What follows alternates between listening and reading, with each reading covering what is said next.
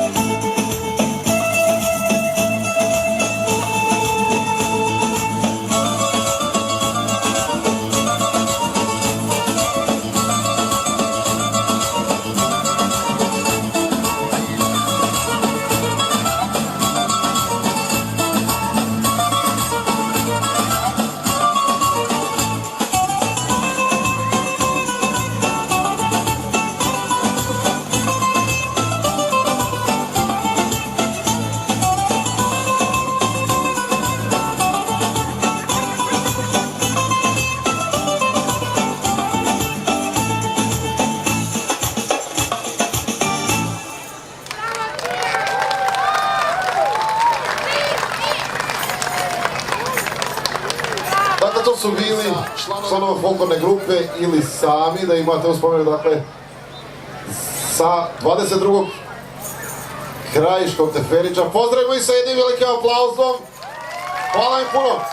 Također možete kod njihovog banera popiti i limunadu besplatnu, hladnu. Možete dati neku novčanu donaciju za buduće članove koji se ustane, dakle, za